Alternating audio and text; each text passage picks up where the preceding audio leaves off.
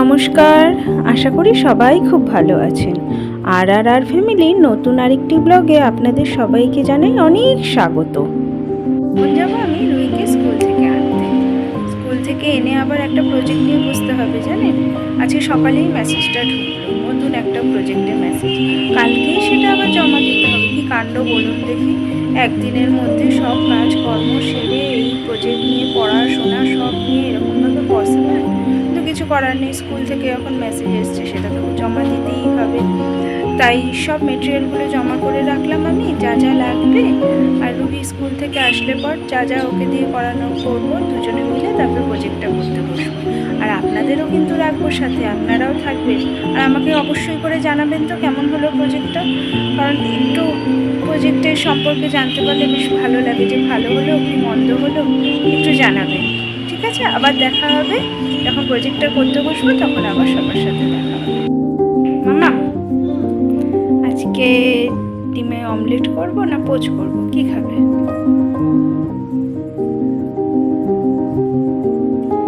তাড়াতাড়ি অ্যান্সার দাও। স্কুল থেকে এসছো? পোচ। পোচ তো কনফার্ম?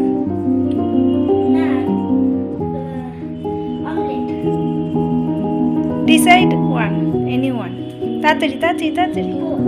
Poach confirm? পোচ, তাহলে পোচ করছি। ডিম তোর এত প্রিয়, পোচ না অমলেট? তুই পাগল হয়ে যাচ্ছিস। কোনটা খাবি ডিসাইডই? দুটোই না, যে কোনো একটা। পোচ না অমলেট? তাড়াতাড়ি তাড়াতাড়ি তাড়াতাড়ি, আরেকবার চান্স দিচ্ছি। Poach confirm? পোচ এই আর না, এবারে লক করে দেবো। তাড়াতাড়ি বল, তাড়াতাড়ি বল কি? পোচ, ব্যাস ঠিক আছে, চলো পোচ। দুপুরবেলা লাঞ্চের জন্য তাহলে পোচ, ঠিক আছে? না চেঞ্জ করতে পারবে না, পোচ। নিজের পোচটা কি নিজে বানিয়ে খাবি? তোমারটাকে ফাটিয়ে নি। আমারটাকে ফাটাচ্ছিস?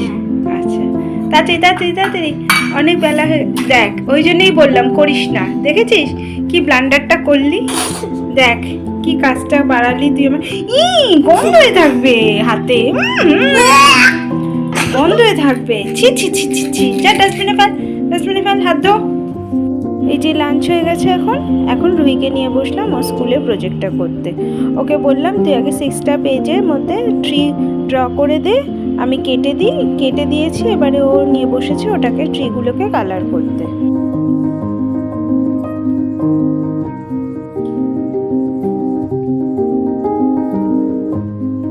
কটা আছে?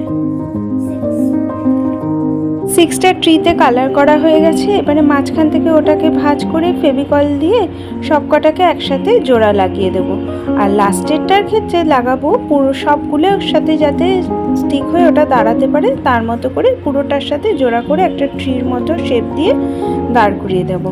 এবারে একটা কার্ডবোর্ডের মধ্যে কালারিং পেপার স্টিক করে দিয়েছি, আর তার ট্রির নিচটার মধ্যে ফেভিকল দিয়ে ওটাকে ভালো মতো করে দাঁড় করিয়ে দিলাম।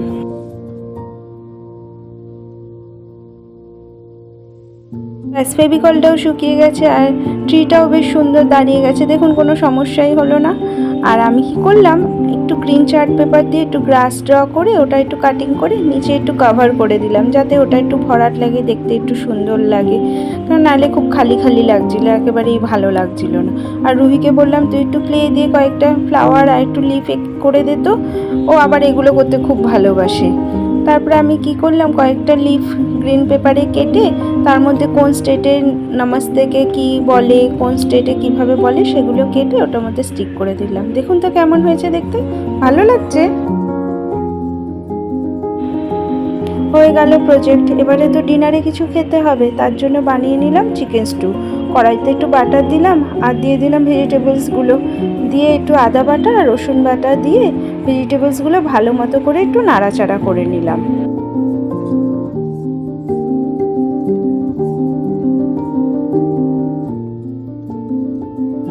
এরপরে দিয়ে দেবো চিকেনটা, তারপরে দিয়ে দেবো একটু হলুদ গুঁড়ো আর কাশ্মীরি মির্চ পাউডার, তারপরে ভালো মতো ওটা নেড়ে চেড়ে একটু গরম মশলার গুঁড়ো দিয়ে দেবো, তারপরে একটু স্প্রিং অনিয়ন দিয়ে আর একটু বাটার দিয়ে ব্যাস হয়ে গেল আমার চিকেন স্টু। আমার ব্লগটি যদি আপনাদের ভালো লেগে থাকে প্লিজ লাইক করে দেবেন আর পাশে থাকবেন, কমেন্টস করবেন। দেখা হবে খুব শিগগিরই পরবর্তী আরেকটি ব্লগে। সবাই ভালো থাকবেন, দেখা হবে খুব শিগগিরই।